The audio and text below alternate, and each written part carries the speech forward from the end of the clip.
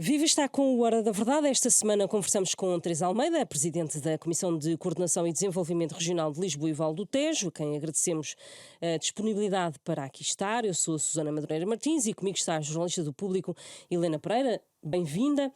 Lida com a aplicação de fundos comunitários e também do PRR em diversos projetos na região de Lisboa e Vale do Tejo e agora em mais uns pozinhos, com Setúbal também. Como é que está a execução desses projetos e se há motivos para preocupação? Em 2026 há o risco de perdermos fundos por atrasos na aplicação? Está preocupada? Em que estado é que estamos? Ora, muito boa tarde e muito obrigada também pelo convite para aqui estar convosco, fazermos esta reflexão e dizer o seguinte: nós, efetivamente, temos uma responsabilidade direta na gestão dos fundos regionais de Lisboa, e Lisboa compreende a Península de Setúbal, portanto é a Grande Lisboa e a Península de Setúbal, são 18 municípios, e não a totalidade da região de Lisboa e Vale do Tejo, que tem uma parte financiada pelo Programa do Centro e outra parte financiada pelo Programa do Alentejo. E, portanto, a minha responsabilidade direta, como gestora, é sobre estes 18 municípios. Sobre estes 18 municípios, o que eu tenho a dizer é que ontem fizemos formalmente o encerramento do programa 2020. Eles terminam na apresentação das despesas financeiras por parte dos beneficiários, mas o programa prolonga-se na gestão e no apuramento final, etc., por mais algum tempo. E, portanto, apesar de terem terminado no final de 2023 a possibilidade de apresentarem despesa, os beneficiários, nós, de facto, concluímos ontem e devo dizer que, na minha opinião, concluímos com êxito, executámos cabalmente o Programa Regional de Lisboa 2020. E isto, porque é que eu estou a fazer este registro prévio? Porque o início da execução dos programas é sempre muito difícil. São novas medidas, é necessário fazer os projetos, é necessário que as entidades se organizem, muitas vezes para licenciamentos prévios, enfim, há aqui um delay na execução que não podemos pensar que são tranches com igual execução ao nível dos anos de programação, porque não é verdade. Então o 2020 fechou com que taxa de execução? No concreto, até fechou com 105%. E 105% porque há sempre erro extrapolado, despesa que depois não pode ser certificada, portanto nós, por cautela, os gestores, por cautela, normalmente executam um pouco mais para que depois, no fecho final das contas, não haja qualquer hipótese de não se ter aprovado cabalmente. E portanto, em termos de PRR, o que está PRR, no início, como é que está a correr? em termos de PRR, nós não temos uma gestão direta. Portanto, há uma equipa de missão que faz a gestão, porque é um programa com uma aplicação nacional, não é regionalizado e, portanto, é um programa feito e gerido por uma única entidade para todo o país. O que é que acontece? É que as CCDRs têm em alguns poucos projetos são beneficiários intermediários, isto é, temos uma contratualização dessa equipa de missão para que depois sejamos nós, junto dos agentes que estão a executar, sermos intermediários. Portanto, recebemos o dinheiro da parte da equipa de missão e depois, à medida que há pedidos de pagamento, vamos fazendo essa gestão. E sobre essa componente não é um grande envelope. Nós temos 2 troços de estrada, um em Setúbal e outro em Torres Vedras, e temos uma área empresarial em Rio Maior, porque eu aí já estou a ser a presidente da CCDR e, portanto, o território já é a região de Lisboa e Vale do Tejo, que são 52 municípios. Portanto, é outro contexto. E agora sim, temos ultimamente tido um papel que eu entendo crucial, que é um aviso de escolas. Portanto, o Governo fez um acordo com a Associação Nacional de Municípios para uma transferência de competências das escolas secundárias que eram geridas a nível do Ministério da Educação e agora passaram a ser, com esta transferência, geridas pelos municípios, e o PRR alocou uma verba muito significativa para que o pacote de entrega aos municípios seja com uma garantia de uma intervenção e uma reabilitação no parque escolar. E as CCDRs estão a gerir esse pacote. Nós fizemos uma primeira aprovação que foi contratualizada em maio, 125 milhões de euros para a região, e agora vamos entregar mais 50 milhões para um novo pacote de escolas selecionadas. Portanto, é efetivamente aquele mais substantivo neste contexto da execução do PRR e é esse que nos preocupa para que no final de 2026 esteja cabalmente executado, porque não é só a execução financeira abstrata, é sempre um número que nos é imposto, mas é essencialmente a intervenção em si. E, portanto, eu penso que este tema da educação já o transportamos desde o Lisboa 2020 e agora no Lisboa 2030, e este acréscimo de capacidade de intervir na região no contexto da renovação de parque escolar, devo dizer que é altamente motivador e, portanto, nós também não nos vemos E só, não como eu está digo, preocupada? estou sempre preocupada. Eu acho que um gestor tem que estar sempre preocupado, porque, como digo, o início não é fácil. Estes equipamentos tiveram que ter um levantamento em termos do edificado, as patologias, a proposta para poderem ser intervencionados. Agora estamos na fase dos concursos públicos, algumas já estão em execução, efetivamente, já estão a ser intervencionadas, mas ainda há muitas que estão naquela fase da adjudicação e todo o processo moroso que nos torna muito impacientes. E, portanto, estarei sempre preocupada, como estive até terminar o 2020. Terminei ontem, dessa parte já estou descansada. Deixa-me só perceber das escolas, isso vai permitir fazer intervenção em quantas escolas? 29. Isso é que representa o quê? Uma Representa- pequena parte daquelas representa das necessidades de intervenção, representa, não? no caso concreto de Lisboa e Val do Tejo, tivemos 62 candidaturas. Portanto, ainda temos um número significativo que não Não havia dinheiro para ir a não mais. havia dinheiro no âmbito do PRR e agora o Governo está a fazer uma contratualização com o BEI, com o Banco Europeu de Investimento, para que possa continuar esta intervenção, mas já sem o prazo de 2026. Portanto, o prazo será dilatado, mas esta dinâmica, este compromisso de intervir no parque escolar vai continuar, porque, como lhe digo, e eu penso que não se esgota nas 62 candidaturas aprovadas as necessidades de intervenção no parque escolar, mas em concreto houve 62 candidaturas, quer dizer que houve 62 projetos em condições de poderem ser contratualizados, assim houvesse dinheiro para os financiar. E desta aplicação do Fundo 2020, qual foi a maior fatia? Permitiu fazer intervenções a que nível? Olha, nós tivemos um leque relativamente variado de oportunidades. Nós tivemos 817 milhões de euros e a região de Lisboa é uma região desenvolvida, a única do país, e por isso aquela parte que financia as empresas e a competitividade foi o montante mais robusto do âmbito dos 817 milhões.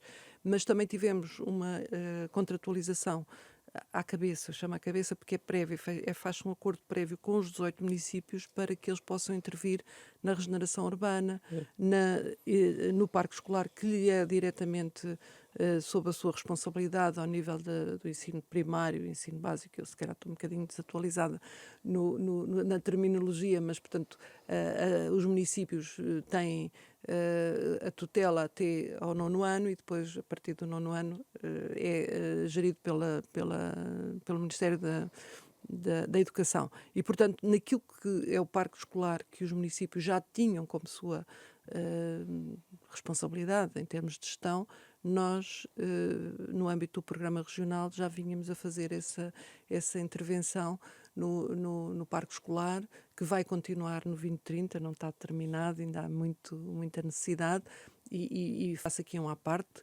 nós somos uma região que tem crescido, os últimos censos dão-nos, continua a haver uma atratividade da região de Lisboa, portanto temos novos residentes, muitos imigrantes, e que têm jovens e crianças que vêm para os nossos estabelecimentos de ensino, e chegou-se à conclusão que havia insuficiência de oferta de salas e, portanto, também estamos a financiar essa capacidade de aumento do número de salas para acolher uma população jovem que aqui se está a radicar. Portanto, o trabalho nunca está feito, não é? Porque já estamos neste tipo de registro de ampliação e de continuar a haver este foco do apoio escolar. Mas também investimos na saúde E pela habitação primeira vez. também? Não.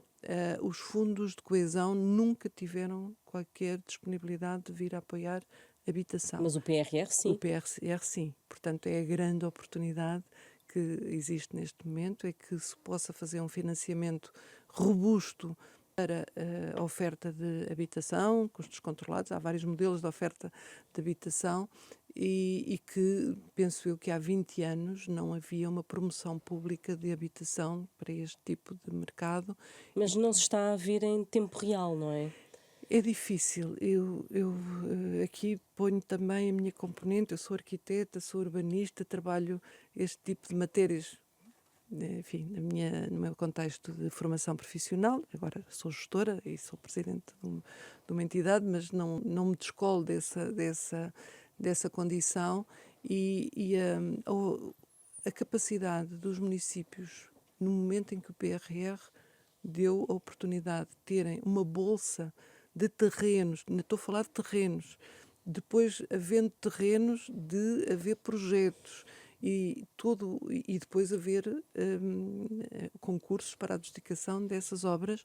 Isto é um tempo absolutamente... Há muita burocracia Há pelo meio. muita burocracia e há de facto escassez, quer dizer, os municípios agora podem construir, imagine, 1000 fogos num município qualquer. Não havia nenhum município que tivesse uma bolsa de terrenos para essa promoção à partida.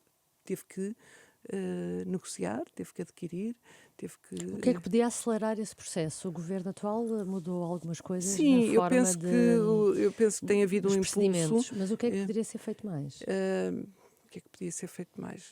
De facto, os tempos de apreciação, mas é sempre muito difícil. Como sabem, até o governo anterior introduziu o simplexo urbanístico, que tendencialmente era para diminuir os prazos. E tem havido uma contestação muito grande da parte dos municípios que acham que não veio facilitar, que não foi um instrumento útil. À partida parecia que seria, porque muitas vezes os tempos de apreciação, e eu que também sou uma entidade licenciadora, por muito que às vezes não estejamos a responder das questões ambientais, de questões, enfim, de outra natureza, ou até da execução de planos, nós temos que cumprir a lei. E se os tempos exigem que façamos determinadas consultas e que tenhamos que esperar as respostas nessas consultas, ou que tenhamos que fazer a escutação pública, portanto, toda E a solução era mudar a lei, não é? exatamente, só com uma alteração substantiva, como digo, até houve essa intenção e aquilo que tenho ouvido é que há alguma contestação e, portanto, ela continua a ter que ser revista, mas há uma medida que está agora, penso eu, para publicação em breve, porque já foi aprovada em Assembleia da República e eu penso que vai, enfim, auxiliar a esse momento prévio, que é a auscultação prévia, o visto prévio do Tribunal de Contas e a questão das contestações às decisões dos júris dos diferentes concursos, que no momento atual, se há uma contestação, se há uma das entidades que concorre que de certa maneira põe em causa, o processo tem que ser discutido, tem que ser dirimido e, portanto, muitas vezes pode passar vários meses ou até mais do que isso até haver uma decisão final. A lei de segundo SEI, que vai agora ser publicada, por um lado, portanto, retira a exigência do visto prévio, o visto terá que ser feito, mas pode ser feito no decorrer da construção e da execução, e as questões de contestação legal também não impedem que se inicie. Depois, quando muito, pode haver um lugar a uma minimização, mas será sempre em momento posterior. Portanto, esta situação prévia que penalizava, porque havia, muitas vezes, não custava nada contestar, tentava-se, não é? Pela parte do promotor, percebe-se que possa haver essa vontade de não concordar com uma decisão e querer contestar.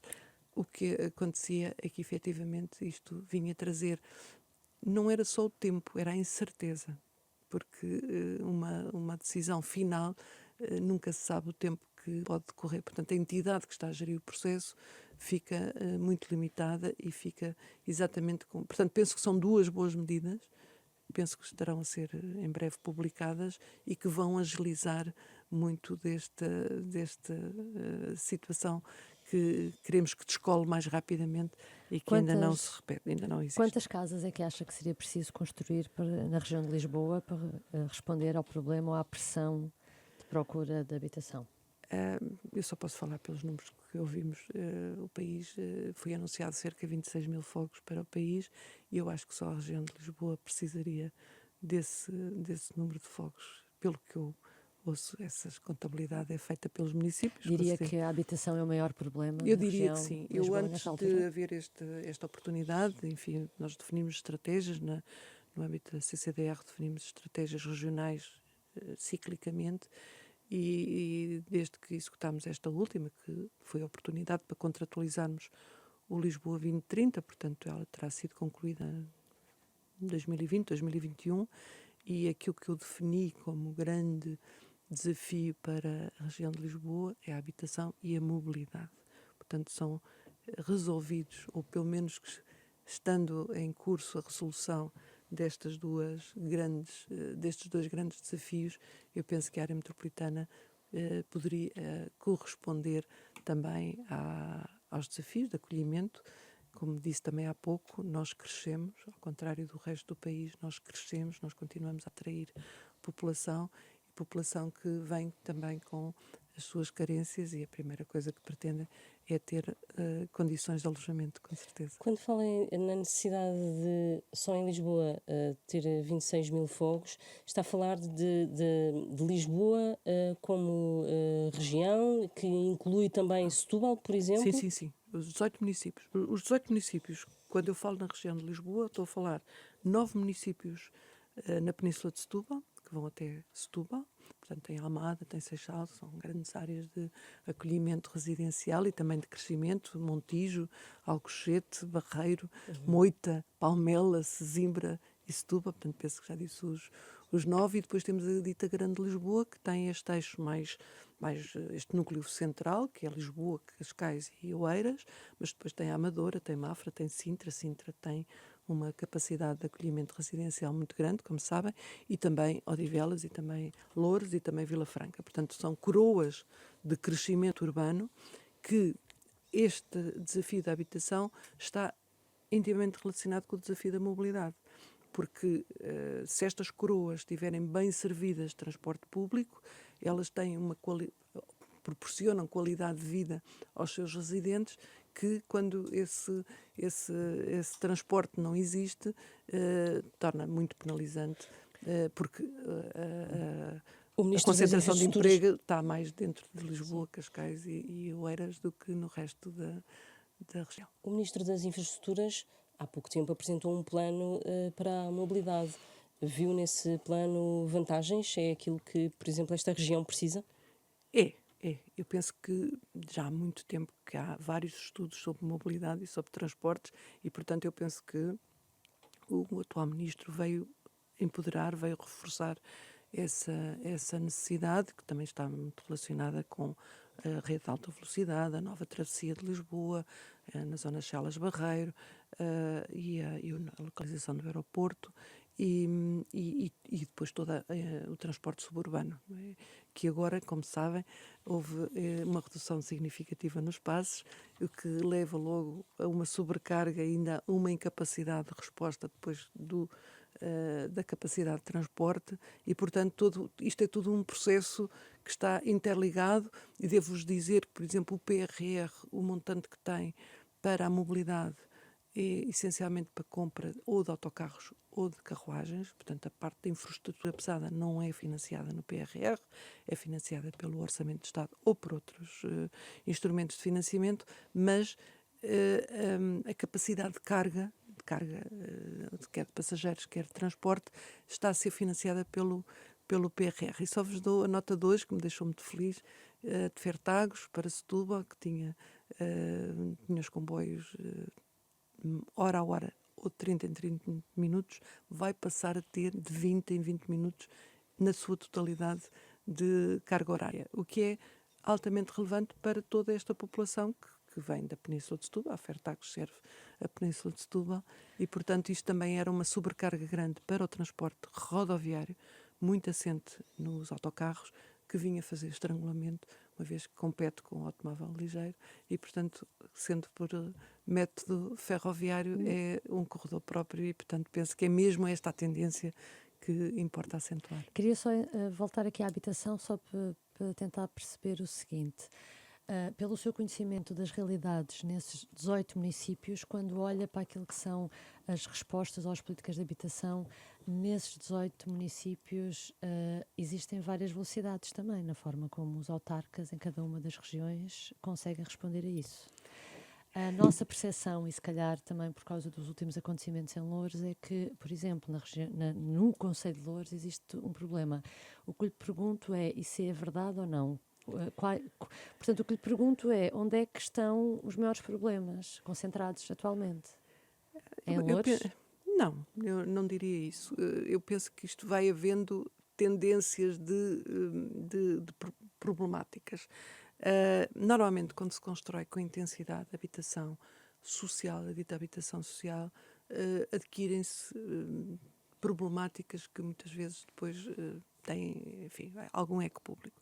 Eu fui autarca e tive uma vida profissional muito no Concelho de Setúbal e, naquela altura, era o bairro da Bela Vista. O bairro da Bela Vista estava sempre nos jornais e havia sempre dramas e havia, enfim, indisciplina e havia criminalidade e também o Plano Integrado de Almada. Portanto, eram aqui dois grandes polos de habitação que tinha sido disponibilizada a estas populações que são atraídas, momentos críticos, momentos em que a indústria se desenvolveu muito na Península de Setúbal e, portanto, houve esta atratividade da população e, portanto, estava ali muito centrada uma necessidade de integração, fez-se muito trabalho com as populações, com as organizações não governamentais, com diverso tipo de entidades e eu penso que hoje, felizmente, isto só para lhes dar uma resposta, hoje, felizmente, não se fala tanto nessa população porque eu penso que esse trabalho de integração leva muito tempo. Fala-se noutros bairros, não é? E falam-se noutros bairros. No segundo torrão, nomeadamente. O segundo torrão é uma ocupação recente,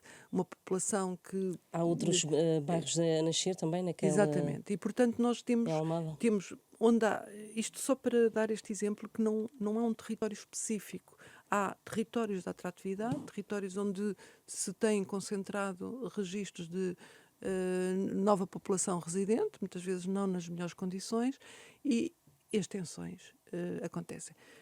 Devo-vos dizer que, enquanto urbanista, a grande dificuldade, e foi sempre essa a minha fórmula de decidir, é regularizar, tentar, em territórios que não tenham condicionalismos, não se pode regularizar onde há condicionalismos. E a experiência que temos assistido em Valência mostra bem como temos que ser rigorosos e não permitir que se possa construir ou que se possa regularizar a habitação em zonas que ou se têm problemas de cheias ou têm outro tipo de problemas, vulnerabilidade sísmica, o que for. E, portanto, acabou de falar na questão do torrão, é uma zona que não tem condições para se regularizar. Em cima da praia. Não tem condições. E, portanto, um autarca, um urbanista, tem que ser firme e onde pode regularizar, deve agilizar e deve conseguir que haja disponibilidade de melhores condições para habitar. Onde não pode, tem que ser firme e não pode facilitar. Isso quer dizer eu o quê? acho que nós temos Tem que aprendido muito. As pessoas que estão e longe. encontrar soluções alternativas, não é? Nós não despejar não pode ser a formulação, isso era antigamente. Antigamente é que haveria despejos e as pessoas não tinham proteção. Eu acho que hoje as políticas que se desenvolveram são de não pode estar ali, tenta-se encontrar solução alternativa e nem sempre é fácil. E, portanto, demora mais tempo. E, portanto, os ritmos de resposta não são equiparáveis. Portanto, há ritmos mais acelerados, com respostas mais rápidas, municípios que têm essa capacidade ou essa sorte de terem programado ou de terem territórios que não sejam tão vulneráveis e, portanto, podem dar respostas mais rápidas, e há outros que... E era fácil arranjar uma solução ali? Fácil nunca é. Recordo que em Almada não é a mesma situação, mas os parques de campismo.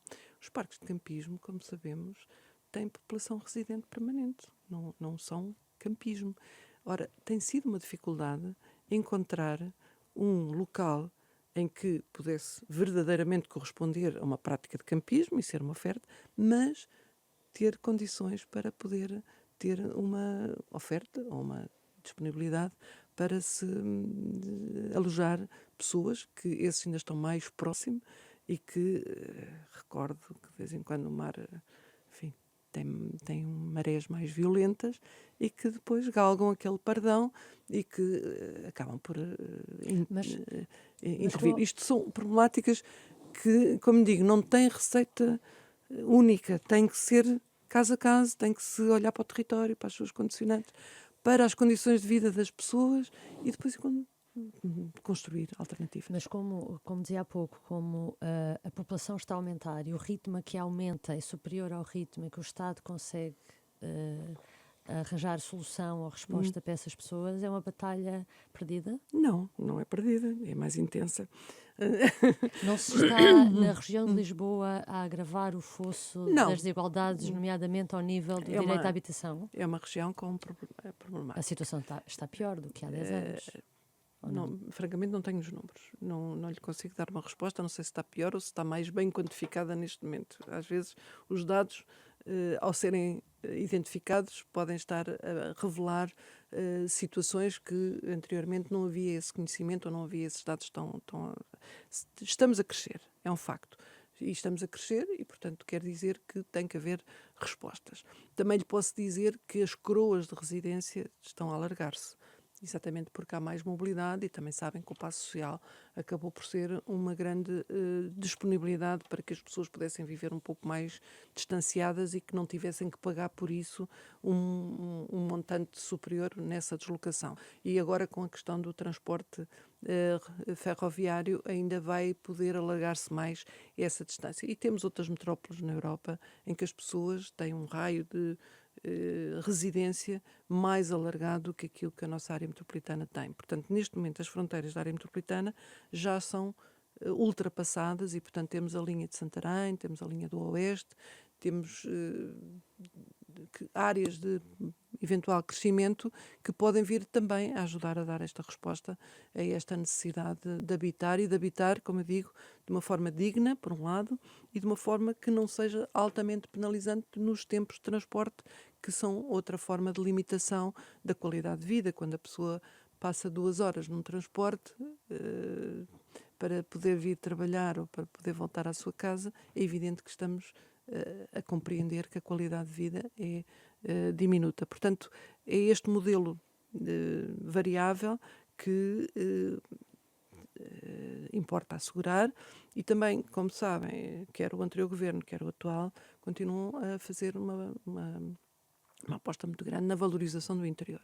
Nós temos um país que se desloca, não é, do interior para o litoral, portanto a nossa faixa litoral é muito mais densa e intensificada em termos de locais de residência e o interior vai se esvaziando. Portanto, se houver mais emprego, se houver mais capacidade de infraestruturas, até de conforto familiar, desde as escolas aos equipamentos de saúde, às creches, etc., e associado ao emprego, isso é evidente, eu penso que também esta capacidade do interior fixar mais residentes e talvez parte desta população que acaba por se concentrar à volta das áreas metropolitanas, eu penso que isto são as políticas que efetivamente interessam incentivar. E há outra realidade ainda, que é o Governo quer criar uma nova divisão regional para beneficiar, no fundo, os concelhos do norte desta região, que assim poderiam ter acesso a fundos da coesão e que não têm, porque é uma região rica.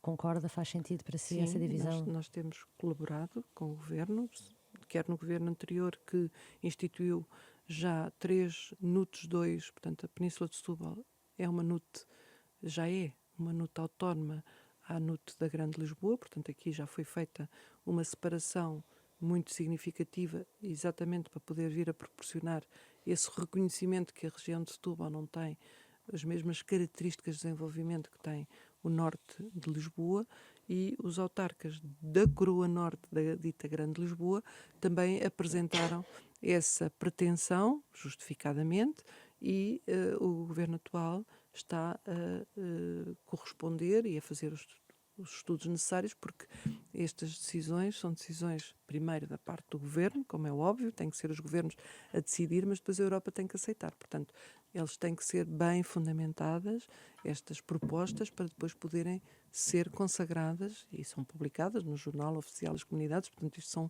processos que têm a sua tramitação. Portanto, a NUT Setúbal já está consagrada, já há dados estatísticos a serem produzidos para depois poder vir a classificar esse espaço territorial, qual é a inserção neste contexto de região desenvolvida, região menos desenvolvida ou região de transição. São os 3 tipos de região que a Europa tem para a sua divisão regional, e agora este estudo que está a ser iniciado, e a vontade firme da parte do governo de poder também ter esta oportunidade. O que é que isto quer dizer? Quer dizer que não se perde a dimensão regional, porque continua a ser uma única região, mas que vai poder ter estratégias específicas para cada uma destas componentes de NUT que venham a ser consagradas. O que quer dizer mais proximidade. Portanto, é efetivamente uma situação única, não há outra região no país que tenha, a partir desta diversidade de ter vários eventuais classificações no seu território sobre o grau de desenvolvimento, e depois estará com a obrigação de desenvolver uma estratégia regional, e essa estratégia regional, que será aqui repartida em vários territórios, portanto, diferentes estratégias, depois tem uma contratualização de fundos comunitários correspondente à classificação obtida. Portanto, é esse trabalho que já estamos a desenvolver para 2027. Isto trabalhamos em várias plataformas em simultâneo. Como vos disse, terminámos ontem 2020, mas já estamos a trabalhar na execução de 2030 e já estamos a pensar na programação para depois dito pós-27. Portanto, são sempre plataformas da nossa preocupação e da nossa responsabilidade que fazemos em simultâneo. Estamos à conversa com Teresa Almeida, é Presidente da CCDR de Lisboa e Val do Tejo. Vamos avançar no tema. Gostava de saber o que é que a Presidente da CCDR de Lisboa e Val do Tejo defende em relação à regionalização ou não regionalização, tendo em conta que o atual Primeiro-Ministro é contra esta possibilidade.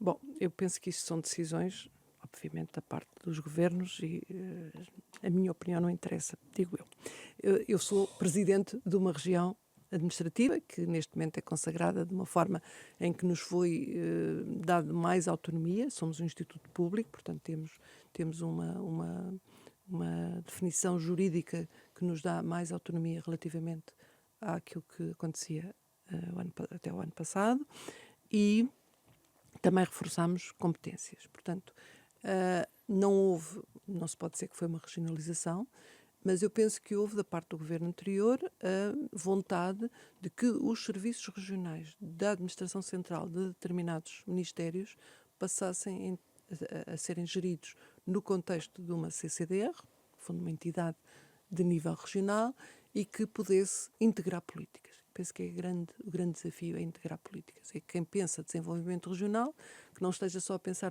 no ordenamento do território, que não seja só a pensar nas questões de ambientais, que eram as nossas grandes responsabilidades anteriores, e no desenvolvimento regional, porque fazíamos as estratégias. Portanto, tínhamos que pensar depois em tudo o que era o contexto social e de desenvolvimento que a região continha. E, portanto, passámos a integrar agricultura e pesca, passámos a cultura, também parte da economia, parte da educação. Portanto, ganhámos outro tipo de competências. Mas não foi uma não foi uma regionalização. De competências. Exato, mas de nível regional, porque nós temos um movimento de transferência de competências que é fortíssimo para as autarquias, e eu concordo inteiramente com este movimento, porque as autarquias efetivamente têm orçamento próprio, têm capacidade de ter receitas e têm capacidade de terem uma proximidade junto às populações que efetivamente as torna. Acha que o país não está preparado para uma regionalização ainda? penso que não é que não esteja preparado, eu penso que são opções, porque nós temos um país com 2 regiões autónomas, e penso que são bons exemplos. Geograficamente foi fácil, porque elas, estando localizadas em ilhas atlânticas, têm uma delimitação óbvia, e eu penso que é um bom exemplo de regionalização. E depois temos um continente com cinco regiões que já fizeram 50 anos de sua existência e da sua consolidação, e, portanto, eu penso que isto são modelos de organização política. Nós temos um país que tem uma tradição municipalista. Portanto, efetivamente, o municipalismo tem muitos antecedentes, e este ganho de competências acaba por ter uma consequência mais natural e mais enfim, compreensível por parte de quem tem que tomar decisões. A questão do regionalismo tem aqui uma esfera de competência que compara, como digo, às nossas 2 regiões autónomas e à divisão da Europa, que está praticamente toda, com regiões constituídas. Portanto, nós seremos quase uma exceção. Sim. Tem pena que Portugal seja uma exceção. Depreendo das suas palavras. Não, eu digo-lhe francamente, não tenho bem estados de alma. Eu cumpro aquilo que tenho permissão cumprir. E tento cumprir absorvendo aquilo que me é solicitado. E por isso, se for para evoluir para uma região, enfim, com todas as consequências de uma região consagrada, é uma revolução no sentido que tem que haver eleições, e tem que haver um parlamento, e tem que haver uma organização e receitas. Porque a grande diferença é que uma região consagrada, com todas as suas competências, tem autonomia para fazer a gestão das suas Tudo isso custa dinheiro. e tudo isso custa dinheiro, mas também pode querer dizer dinheiro mais bem aproveitado, porque eu penso que o cidadão, ou, enfim, quem nos ouve, não lamenta que uma autarquia passe a ter mais dinheiro, mas que também tenha mais competências, porque sente que tem uma proximidade do exercício da política das respostas às dificuldades mais próxima, que porventura é benéfica. Portanto, há sempre aqui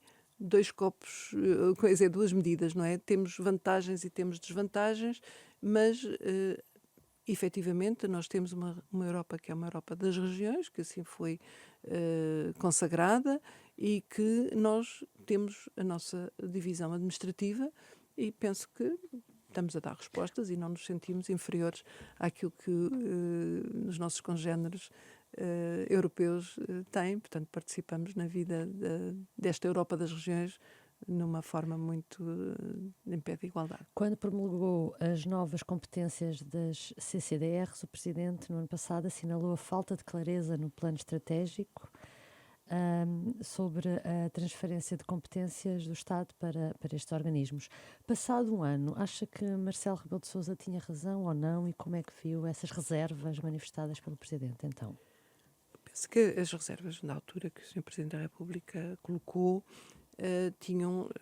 eram sustentadas em processos que, ao serem desenvolvidos, têm sempre algumas situações que não estão completamente asseguradas e resolvidas. Eu penso que, quando ele fez esse tipo de observação, apesar de tudo, foi aderente ao processo, tanto que o promulgou, não é? Portanto, ele pode ter tido alguma hesitação, ou poder desejar que o processo estivesse mais amadurecido. Será sempre bom poder ser mais bem amadurecido, mas ele acabou por entender que era positivo e, portanto, promulgou, e nós começámos a exercer as nossas competências novas no dia 1 de janeiro. Houve, da parte da CCDR de Lisboa e Val do Tejo, e da parte da CCDR do Centro, aqui uma dilação em determinados inícios, como foi o da Agricultura e Pesca, que só acabou por ocorrer no dia 1 de março, mas apenas para nos organizarmos melhor, até porque o diploma assim o permitia que esta transição pudesse decorrer até ao final de março. O E, portanto, PSD nós acabou- utilizámos esse tempo para nos organizarmos melhor, mas estamos a exercê-las. Mas diga. Ia dizer, o governo PSD acabou por impor um vice-presidente para a agricultura, que era uma coisa que estava-se a arrastar essa discussão. É favorável a esta solução ou acha que cria ali um problema também de autoridade para quem é presidente da CCDR? Olha, eu mais uma vez digo que eu exercerei de acordo com aquilo que forem as decisões e, portanto, estaremos com certeza muito disponíveis para acolher essa nova indicação mas é no fundo uma nova, é mais uma nova formulação que nós temos, porque nós, neste momento, eu sou presidente, tenho 4 vice-presidentes, e nenhum dos novos vice-presidentes foi indicado pelo governo. Portanto, eram escolhidos, de certa maneira, de acordo com aquilo que nós entendíamos que era suposto para poderem ter essas competências. Devo dizer que a minha vice-presidente atual para a Agricultura e Pescas é uma pessoa que eu considero absolutamente capaz e de grande competência. E nada indica que não seja ela a pessoa escolhida pelo Sr. Ministro da Agricultura e Pesca, que Mas venha... acaba por ser um modelo um Mas- bocadinho mas, híbrido e complicado. mas que não nos oferece grande dificuldade. Porquê? Porque nós estamos habituados a lidar com temas de ministérios específicos. Por exemplo, a área do ambiente, apesar de ter uma tutela, que é a nossa Mas em termos de tutela, que era a ministra autonomia e descentralização, acaba por ser o Estado Central a enviar uma pessoa, não é? indica uma pessoa, mas nós estamos disponíveis, até porque nós nunca entendemos que tínhamos que fazer política de agricultura naquilo que era a parte substantiva. Nós tínhamos era que ter uma capacidade de exercer as competências que as direções regionais faziam e passá-las a integrar. Portanto, no tal processo de integração, não me sinto diminuída em continuar a fazer esse trabalho de integração. Por exemplo, Nem sente que existe a interferência por parte do não, Estado porque Central? nós, como digo, temos estado durante estes tempos anteriores com áreas de competência do Ministério do Ambiente e tivemos sempre indicações do Ministro do Ambiente e fazemos todo o trabalho em colaboração e com essa capacidade de recebermos indicações e de as podermos trabalhar. E, portanto, essa formulação existe na prática, seja qual for o formato da administração. E, portanto, entendeu-se que neste momento haveria esta vontade, muito também pela pressão que as próprias organizações e confederações de agricultores entenderam que se sentiam menos respondidos nas suas necessidades com a formulação que foi implementada, mas também vos posso dizer que os indicadores que fizemos, e que é a nossa obrigação, perceber se estávamos a funcionar tão bem como as direções regionais, ou pior, enfim, e os indicadores que temos é que as nossas respostas foram mais rápidas. Portanto, não há, da nossa parte, o sentimento de que tivesse havido uma diminuição da prestação daquilo que eram as competências das direções regionais e, portanto, com toda a tranquilidade, vamos fazer agora o acolhimento daquilo que for entendido quando for designada essa pessoa e vamos integrá-la dentro de um espírito que é um espírito que sempre mantivemos. Portanto, somos uma administração regional, temos que ter esta capacidade de nos relacionarmos com os ministérios nas áreas temáticas em que temos que exercer e sabermos integrar. E, portanto, é isso que continuaremos a fazer. Com a nova lei, o salário dos presidentes das CCDRs ficou equiparado ao do primeiro-ministro, sendo superior, portanto, ao dos ministros que tutelam as várias áreas. Acha que as pessoas compreendem bem esta alteração? Olha, eu penso que na altura a ministra Ana Abrunhosa dizia os ministros é que ganham pouco. Foi a resposta que ela deu na altura. O nosso salário é igual às administrações dos institutos públicos. E só porque houve esta circunstância que se foi identificada esses montantes, essa quantia. Mas não O é próprio Presidente da República. Sim, mas quer dizer, a Agência de Coesão, a Agência do Ambiente, os institutos públicos têm uma determinada grelha salarial.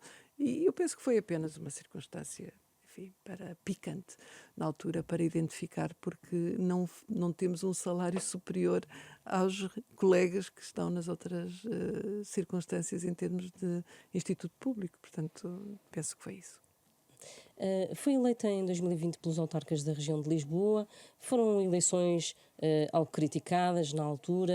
Houve acusações de terem sido uma farsa, de uma espécie de combinata entre o primeiro-ministro e o então líder da oposição, Exatamente, do PSD. Rui Rio. Sente-se confortável por ter sido assim eleita ou por ter havido esta interpretação? Pois, a interpretação é evidente que é dura. Mas eu devo dizer, e eu penso que os meus colegas dizem o mesmo, nós sentimos-nos mais legitimados depois desta eleição, porque o colégio eleitoral acabou por ser vasto, foram todos os autarcas, quer os em exercício, quer em oposição, das câmaras municipais, das assembleias municipais, todos, e os presidentes das juntas de freguesia, não os das assembleias de freguesia, os presidentes de juntas. O que no caso da região de Lisboa foram 3.200 autarcas. Portanto, foi um vasto leque de participação e eu penso que depois desse ato nós tivemos uma consagração, porque deixámos de ser nomeados, passámos a ter esta validação por parte de todos estes agentes e, portanto, esta questão de dizer, não, isto foi uma... não é bem assim. Eles são entidades com peso político. Se não achassem bem, não participavam, porque também podiam não votar, não é? E, portanto, eu penso que foi efetivamente um bom processo que nos legitimou e que nos aproximou dos territórios e das autarquias. Portanto, senti-me muito confortável. A Presidente da Câmara de Almada disse há poucos dias que queria uma nova travessia Algés-Trafaria, até como forma de fechar Acril. Acha que isso é execuível? É uma questão de prioridade. Esse estudo há muito tempo que é posto em cima da mesa, portanto, quando se falou na dita terceira travessia, há uns bons anos atrás, a terceira travessia tanto podia ser Chelas Barreiro como podia ser esta da Trafaria, e fechava Acril. Eu penso que por razões de pressão de tráfego, o Chelas Barreiro acaba por ter uma prioridade, até porque passa a ser também a travessia ferroviária que faz a ligação de Lisboa à rede de Madrid, à rede de Espanha, e, portanto, esta oportunidade de ter uma travessia com múltiplas funções, o que não aconteceria no Algés Trafaria, uma vez que seria só rodoviária. E, por isso, não estou a dizer que não tenha lógica, que não possa ser mais uma ligação que será benéfica para esta área metropolitana no seu conjunto, neste momento em que existe uma definição de prioridade e que ela está anunciada também por este governo, que já se pronunciou sobre a localização, e, na minha opinião, ela de facto é prioritária, uma vez que tem as duas componentes, o modo rodoviário e o modo ferroviário. E a construção da terceira travessia do Tejo e do novo aeroporto poderão criar novas tensões territoriais na área metropolitana de Lisboa? Como é que o Estado se pode preparar para isso? Eu penso que não. Eu acho que já está a haver especulação na zona sempre, mas quando foi uma opção, não se recordam com certeza, na OTA foi exatamente a mesma situação que se viveu, e agora, recentemente, quando houve a hipótese do aeroporto ser em Santarém, a corrida também à valorização daqueles territórios de proximidade é o mercado. É assim. E por isso eu penso que esta localização é aquela que todos os estudos apontavam e que é aquela onde há mais disponibilidade para se poder localizar, e também os territórios da Península de Setúbal acabam por ter uma margem de crescimento superior aos territórios da margem norte, e por isso a zona do dito Arco Ribeirinho, portanto, onde eram as indústrias no Barreiro, no Seixal, a Almada, e também alguma extensão ali à zona de Montijo, Alcochete, são territórios de oportunidade. E acredita que ainda vai ser possível ver esse projeto sair do papel? Já foi anunciado há muitos anos por um governo socialista, agora o primeiro-ministro. Eu acho que é inevitável, os territórios estão disponíveis e são de facto a capacidade, num prazo relativamente curto, e sabemos que tudo isto é relativo quando falamos em prazos relativamente curtos, consoante as infraestruturas, eu penso que elas têm, mas num prazo que diria relativamente... Há um território de oportunidade, ele está disponível. É uma questão de o trabalhar, de investir, de realizar os melhores projetos e, portanto, de consolidar um território metropolitano que tenha equivalência, que não seja desequilibrado, em que a margem norte teve uma evolução histórica que, enfim, ditou que 2/3 da população vivem no lado norte, 9 municípios e 1/3 que vive na margem do lado sul. O desafio vai ser agora crescer mais na margem É sul. onde há oportunidade. Não estou a dizer que não haja ainda territórios de oportunidade também na zona norte, mas de facto estes eram terrenos, enfim, que tiveram uma ocupação industrial, que estão desativados e de certa maneira já não são agrícolas. Portanto, já não estamos a transformar um território agrícola em território urbano. Portanto, eu penso que serão aqueles que prioritariamente deverão ter esta ocupação e este desafio. Haverá também uma oportunidade, é uma pergunta, em relação aos terrenos da atual Portela, que desmantelada serão uma oportunidade para exatamente o quê? Habitação? Eu, enfim, não tenho conhecimento ainda sobre esse tipo de disponibilidade, mas eu penso que será um local de descompressão absolutamente. Portanto, eu penso que será essencialmente uma zona de lazer e que depois terá, com certeza, nas suas franjas, digamos assim, áreas ou para atividades económicas ou também para poder servir habitação.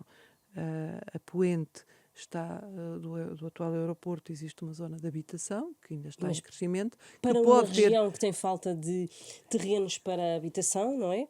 Ou há uma crise de habitação, ali era uma oportunidade, a prazo. É sempre uma oportunidade, mas também é uma oportunidade de se criar descompressão. Só tenho mais uma questão.